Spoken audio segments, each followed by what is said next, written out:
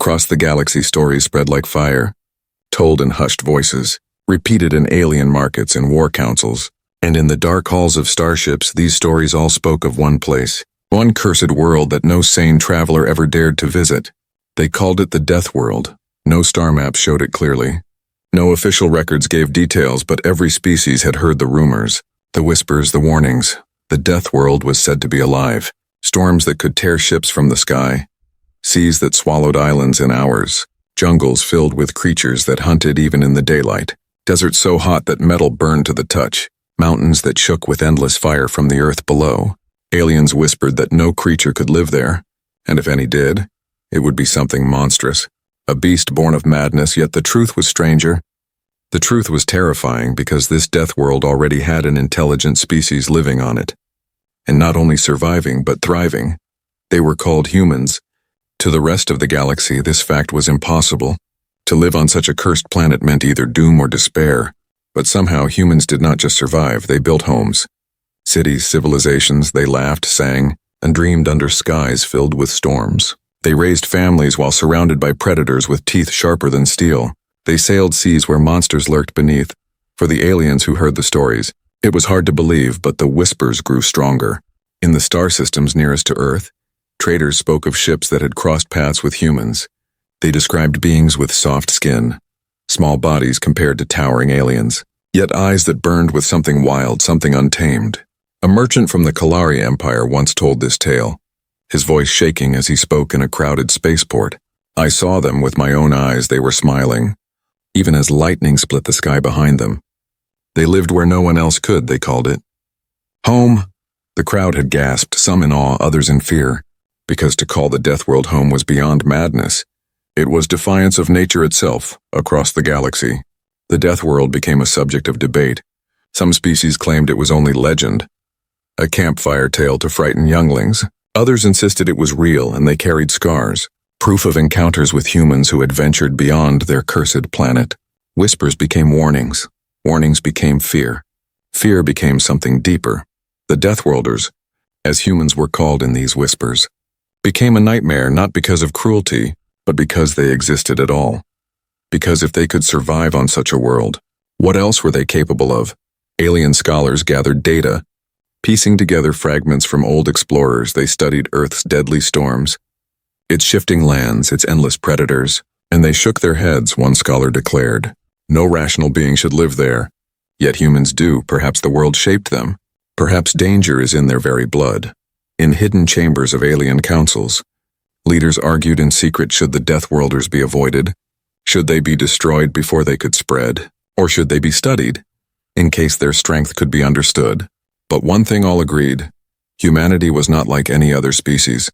On a distant station, far from Earth, an old alien storyteller leaned forward before a group of young cadets, his voice low and trembling. Do you know why they are dangerous? Children, it is not because they fight. It is not because they build weapons. It is because they endure. No matter what their world throws at them, they endure.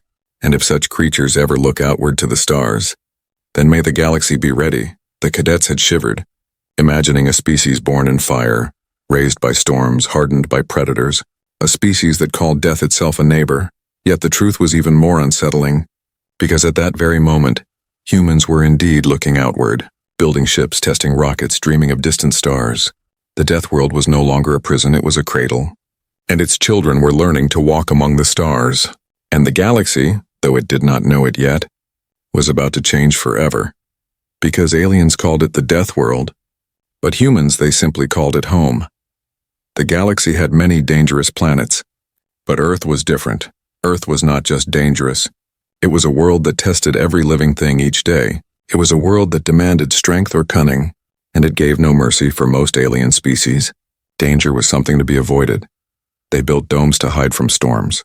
They fled deserts and poisoned seas. They made peace with their world by escaping it. But for humans, it was never like that.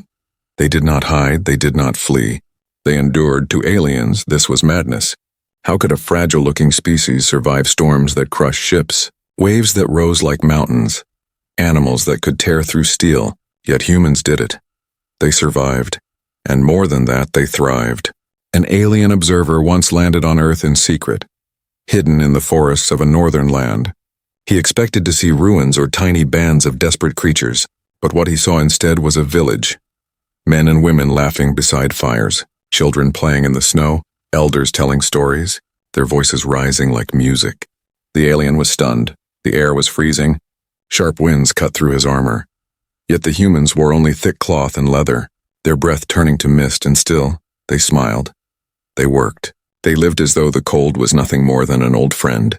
Another tale came from the deserts of Earth, a place where even machines overheated and broke. Here, humans wrapped themselves in flowing cloth. They walked under a burning sun that could blind the eyes.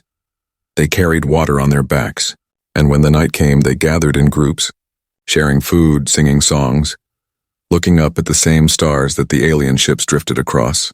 To the galaxy, survival was a burden, but to humans, survival was life, and they seemed to find joy even in the middle of hardship. It was not only the environment that tested them, but also the predators. The beasts of Earth were feared across alien libraries. Creatures with claws and teeth, venom and speed, yet humans hunted them, not always with weapons of power, sometimes with traps, sometimes with nothing but patience and courage. An old alien record described humans standing face to face with massive animals. Instead of fleeing, they fought. Sometimes they lost. But more often they learned, they adapted. They became stronger with every challenge. This was what made aliens tremble. Other species feared danger, but humans seemed to grow from it, to carry it as if it were fuel for their spirit in the jungles. Humans climbed trees higher than starships. They swung from vines. They built homes on branches to stay above the teeth of predators. In frozen lands, they carved shelters from ice itself.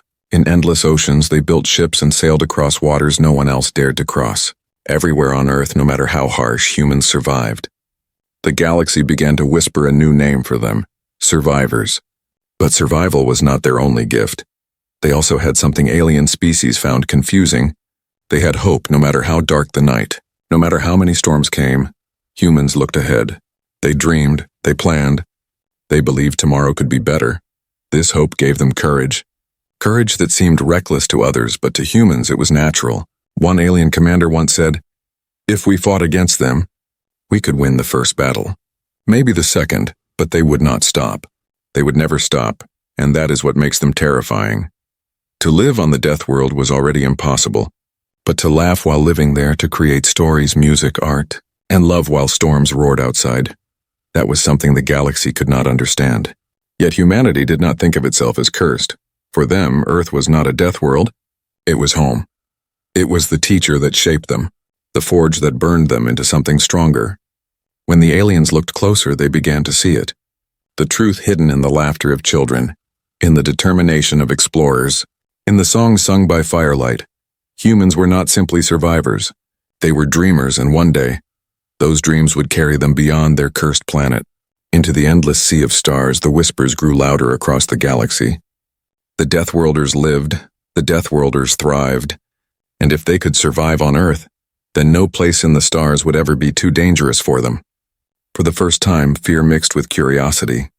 What would happen if such a species walked beyond their world? What would happen if they stepped into the galactic stage? The galaxy had only begun to meet the survivors, but soon it would learn what survival truly meant. The whispers of the Deathworld spread far. They traveled on trading ships, on military fleets, on diplomatic channels, until every corner of the galaxy had heard them.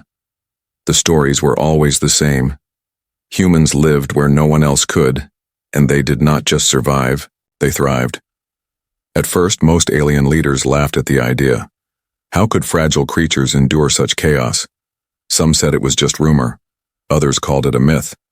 But with every passing year, more evidence appeared. More ships reported encounters. More merchants told stories of humans with eyes like fire. Fear began to grow. Fear that if humans ever left their cursed world, they would bring danger with them. Fear that they were too unpredictable, too wild, too strange to fit into the order of the galaxy. In the Great Council of Runes, a gathering of many alien civilizations, humans became the subject of heated debate. Some argued they must be avoided. Others said they must be contained. A few even whispered they must be destroyed before they spread beyond their death world. Yet not everyone agreed. Among the fearful voices, there were also curious ones. Scholars, explorers, and even a few commanders began to wonder, What if humans were not just dangerous? What if they were also valuable? One scholar of the Vayari spoke boldly before the council, her long silver tendrils glowing in the chamber's light. Yes, they are dangerous, but danger is not always a curse. Danger can be strength, if we study them, if we learn from them. Perhaps their resilience can become ours. Her words were met with silence, then angry cries, but some listened. In secret missions were launched. Small teams of alien observers were sent to Earth, hidden in forests, deserts, and mountains. They watched the humans closely, and what they saw only deepened the mystery. They expected savages but found builders. They expected despair but found laughter. They expected cruelty but found kindness. A report from one hidden observer described a storm unlike anything his species had ever seen. Winds so strong they ripped trees from the ground, rain so heavy it drowned whole valleys. He thought no one could survive, yet when the storm passed, he saw humans working together, lifting debris, rescuing children, giving food and warmth to strangers. The observer wrote in his notes, "They face nature itself, as if it were an enemy, and yet, when the storm is over, they do not curse their world. They rebuild, and they smile." How can this be? Such reports spread among the curious factions. For the first time, aliens saw humans not only as survivors, but as creatures with a strange power. The power to endure and still show compassion. Some alien commanders grew uneasy. If humans could survive their own death world, then what would they do when given technology? What would they become when they walked freely among the stars?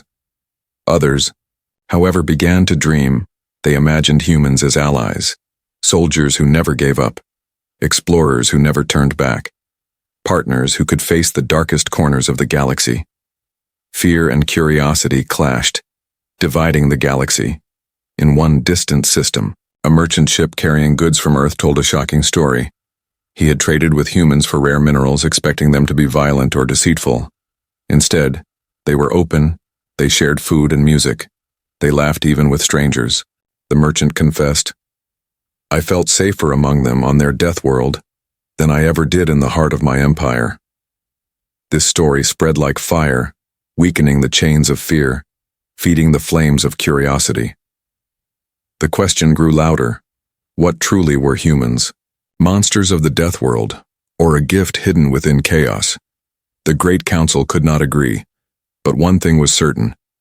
The galaxy could not ignore them anymore. In the halls of power, some voices demanded war, others demanded peace. But beneath it all, another thought began to take root. Perhaps it was already too late. Perhaps humans had already begun their journey to the stars, and they had in the deserts, rockets screamed into the skies. In the mountains, observatories searched the heavens. In cities, thinkers and dreamers built machines that could cross the void. The aliens watched in silence, some with fear, some with wonder. For the first time, curiosity began to outweigh terror. For the first time, whispers changed. They no longer asked only, "What if the Deathworlders escape?" but also, "What if they join us?"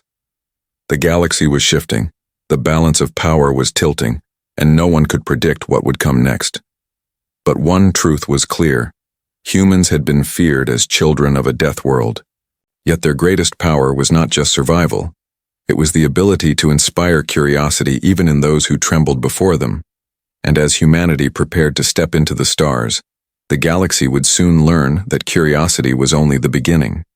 The galaxy had debated for years, fear against curiosity, warnings against hope. Yet no decision mattered now, because fate had already made its move. It began with an accident. A small alien scouting vessel, drifting too close to Earth's orbit. Its engines burned out, its navigation systems fried by a sudden solar storm. The ship fell, helpless, toward the death world below. The aliens inside were certain it was their end. They had heard the whispers. They had heard the stories of monsters born of storms and beasts with endless hunger. They braced for death, but when the crash came, it was not the monsters who found them, it was humans. The wreck had landed in a forest, fire still burning, smoke rising into the sky. The alien crew crawled out, injured, terrified, Their weapons ready, they expected to be torn apart. Yet instead they saw strange figures running toward them. Fragile bodies compared to armored aliens, faces covered in dirt, but eyes shining with something unexpected. The humans did not attack. They reached out their hands. They offered water. They carried the wounded from the wreck. They spoke in voices the aliens could not understand. Yet the meaning was clear. Kindness. The aliens were stunned. Their world had called Earth the Deathworld, the cursed place. But these humans did not act like monsters. They acted like rescuers, like healers. One alien, bleeding and weak, dropped his weapon in confusion, and a human lifted him gently, wrapping cloth around his wound, whispering softly, as if calming a child.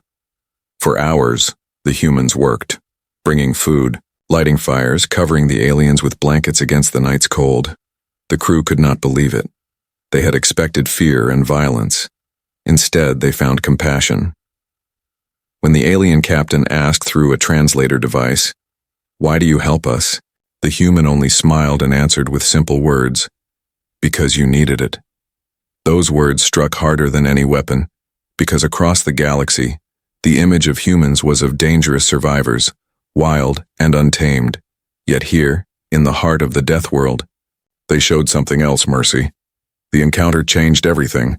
The crew returned to their empire with stories of humans not as beasts, but as people. People who lived in danger yet still cared for strangers. In the Great Council, the report was read aloud.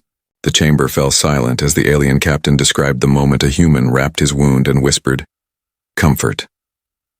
Silence turned to argument. Argument turned to chaos. Some refused to believe. Others said it was proof of the greatest danger of all, because if humans could show kindness while living on a world of death, then perhaps nothing could ever truly break them.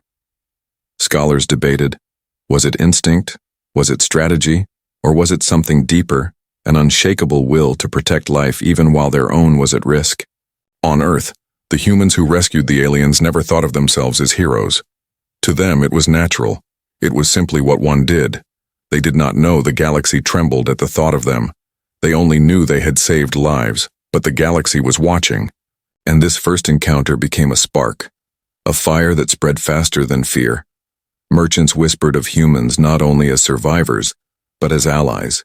Warriors who might fight beside them, doctors who might heal them, friends who might share food and fire. Of course, not everyone was convinced. Some voices in the council still argued, "It is a trick, they lull us with kindness, but their Deathworld nature will show itself." Others said, "Perhaps, but even if it is a trick born from strength, and that alone should make us wary." But for the first time, curiosity grew stronger than fear. For the first time, the galaxy wanted to see humans for itself, not as whispers, not as legends, but as equals. In hidden messages between empires, ambassadors began to speak of an invitation. Perhaps one day humans could join the council. Perhaps one day they would sit among the stars as more than just a rumor. On Earth, rockets still roared into the skies, small steps into the endless night. Humans dreamed of stars without knowing that the stars already dreamed of them. The first encounter was not war. It was not conquest. It was a rescue. A moment of kindness that shook the galaxy more than any battle ever could. And though the aliens left Earth alive, they carried something with them. Not scars, not fear, but a question that would never fade.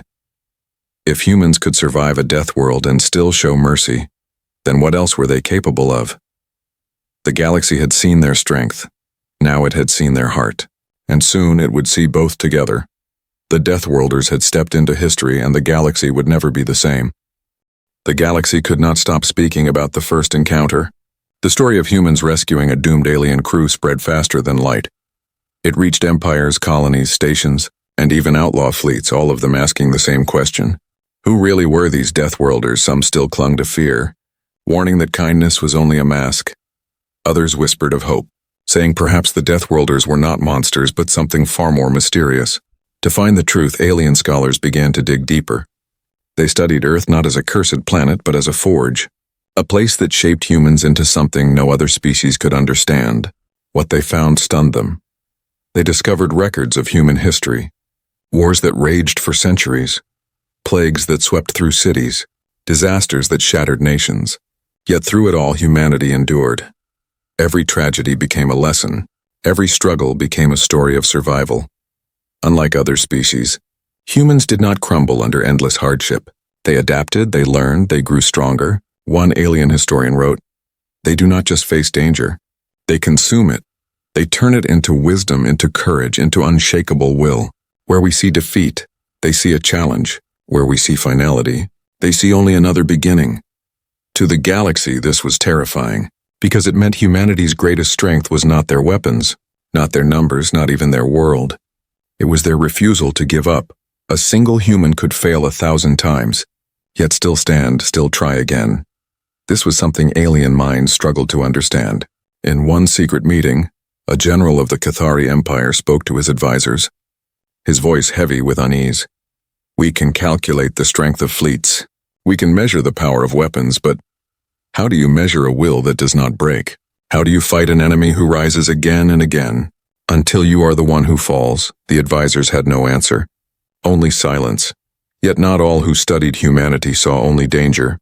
Some saw inspiration. A scientist from the LRI wrote in her journals after visiting Earth, "They live among storms, they live among beasts, yet in the middle of chaos they create art.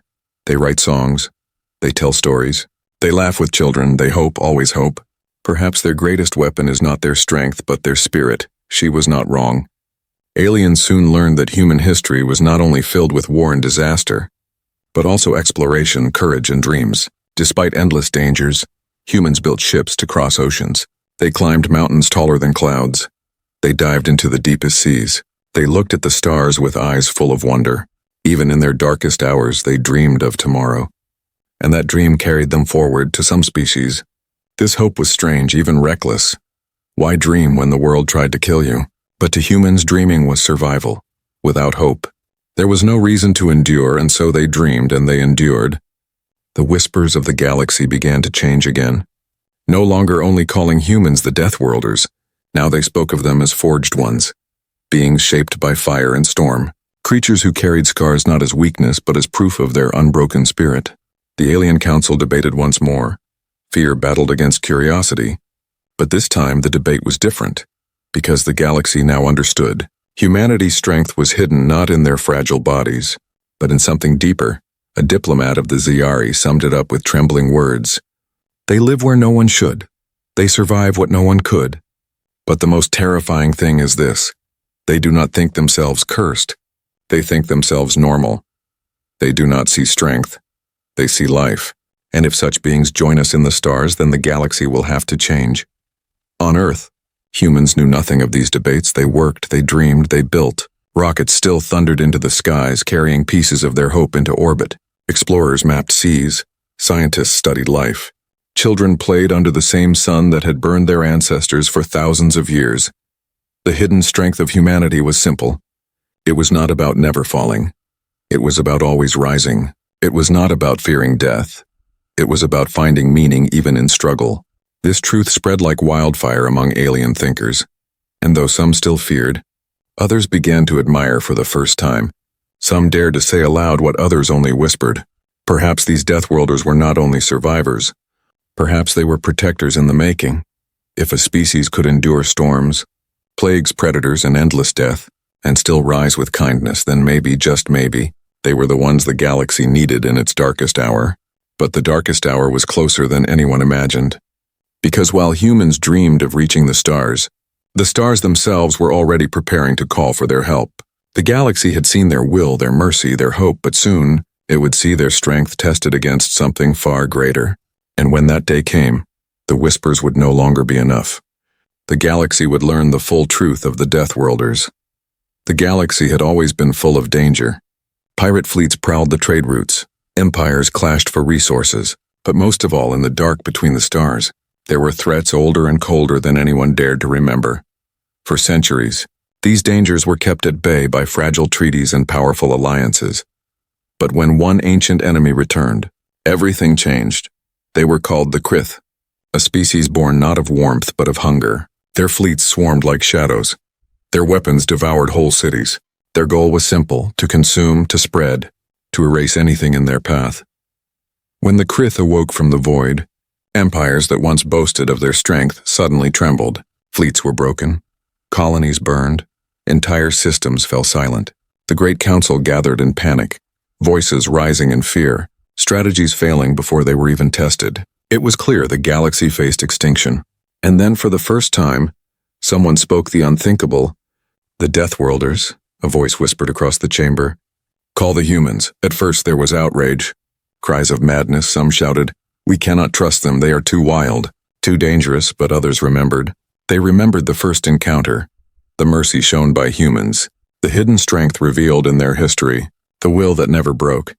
In desperation, fear turned to hope, and the message was sent. On Earth, humans were still young in the stars.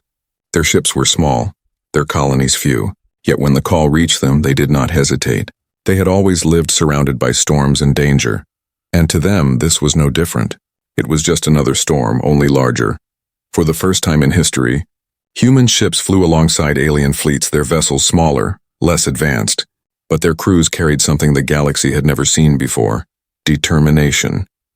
In the first battle, the Krith came like a tide of black fire, their ships larger, faster, more terrifying than anything humans had faced. Alien fleets faltered, commanders panicked, but the humans did not break. One small Earth ship, damaged and burning, refused to retreat. It rammed into a Krith cruiser, sacrificing itself to save an allied fleet. That moment was remembered across the stars, not as a loss but as a lesson. Humans did not fear death, because they had lived with it all their lives. On their death world, every day was a battle. Every breath was borrowed from danger, and so they fought with a courage that seemed like madness. Alien soldiers who once doubted them watched in awe. Humans stood where others fled. They repaired ships under fire. They carried wounded strangers on their backs. They joked even as the battle raged, their spirit unbroken, their will unshaken. Again and again, they turned certain defeat into survival. Again and again they rose when others would fall. A commander of the Zalari Empire, once a fierce critic of humanity, whispered after the third battle, "They are not soldiers, they are storms in flesh. They do not fight as we do. They fight as if they were born for this." The galaxy began to understand. The death world had not cursed humans, it had prepared them. It had forged them into weapons not of destruction, but of endurance. The Krith pushed harder, burning worlds, consuming fleets. Yet everywhere they turned, humans stood in their way, small in number but vast in will. In one legendary moment, a human ground force held a collapsing colony for 7 days without supplies, surrounded by Krith on every side. When relief fleets finally broke through, the humans were still there, bloodied, starving, exhausted, but alive. Still alive, this was the test. The galactic test, and humans did not fail. They showed the galaxy what survival truly meant. Other species began to follow their example, inspired by the Deathworlders. They fought longer, harder, refusing to give up, courage spreading like fire. The tide of war slowly turned, not because the humans had the strongest ships, not because they had the deadliest weapons, but because they had the will to never surrender, and that will lit a spark in every ally who fought beside them.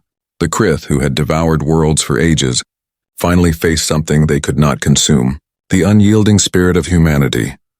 When the war ended, when the Krith were pushed back into the void, the galaxy stood in silence, fleets battered, worlds scarred, but hope alive. And at the center of it all stood the Deathworlders, no longer whispers, no longer myths, but heroes. The galactic test had revealed the truth. Humanity's strength was not in muscle or machine. It was in their hearts, in their endless defiance against despair. The galaxy now knew when danger came, humans would not run, humans would not surrender, humans would endure. And by enduring, they would lead others to victory. The war against the Krith ended, but its shadow lingered. Worlds lay in ruins, fleets were shattered, and entire species mourned their dead. Yet among the silence of loss, one truth shone brighter than all others. The Deathworlders had saved the galaxy. What began as whispers of fear had turned into stories of courage. What began as warnings had turned into songs of hope. Across stations, colonies, and great halls, the name of humanity was no longer spoken with dread, but with respect. For the first time, the galaxy looked at Earth not as a cursed place, but as the birthplace of legends in the Council of Runes. Where once the word human brought chaos and fear, Now it brought silence and awe. Ambassadors bowed their heads when human envoys entered. Soldiers raised their hands in salute. Even enemies who had once plotted against them now offered peace. Because everyone knew without the Deathworlders, there would be no galaxy left to protect. Yet humanity did not see themselves as saviors. On Earth, people still tilled soil, still raised children, still laughed under stormy skies. They saw themselves as ordinary, but to the galaxy they were extraordinary. Stories of their deeds spread far. A tale of a single human ship that sacrificed itself to save a fleet became a legend.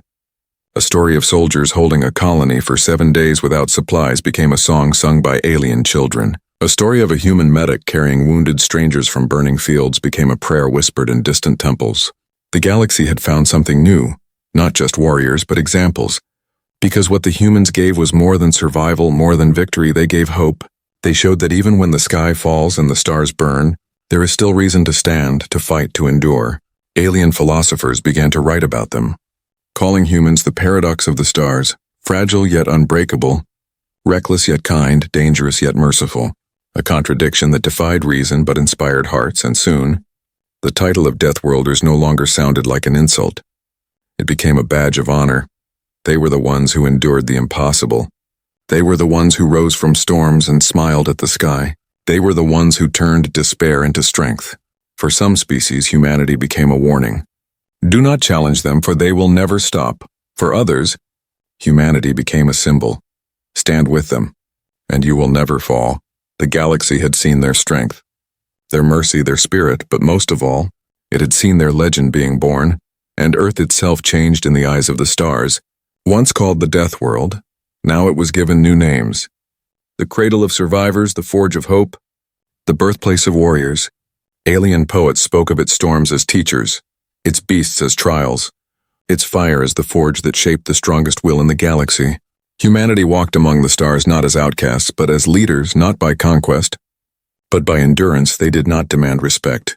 They earned it. They did not spread fear. They spread courage in the years that followed. When young cadets of alien species trained for war, their instructors whispered, "Remember the humans, fight as they fought, endure as they endured." When colonies faced hardship, settlers said, "If the Deathworlders can survive their cursed planet, then we can survive this too." The legend of humanity became more than history. It became a light, a guide, a symbol that spread across empires. But for humans, nothing had changed. They still dreamed. They still reached higher. They still built rockets and looked toward the stars. To them, it was not about legend. It was about curiosity, about hope, about tomorrow, and perhaps that was their greatest secret. They did not see themselves as heroes. They simply lived, simply endured, simply dreamed, and by doing so, they became more than heroes. They became eternal. An old alien storyteller once stood before a gathering of children, his voice trembling with reverence. "Remember this, little ones. The galaxy once feared the Deathworld, but now it bows to it. For its children taught us all what it means to endure, what it means to hope, what it means to live." The children listened with wide eyes, and one whispered softly, "I wish I could meet a human." The storyteller smiled sadly. "Perhaps one day you will, and when you do, you will see not a monster, not a god, but a person. And that will be the most amazing thing of all."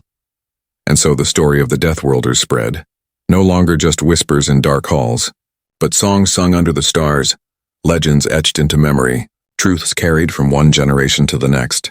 Because aliens once called it the Deathworld, but after the galactic test, after the war, after the mercy and the strength and the unbroken will, they called it something else. They called it home.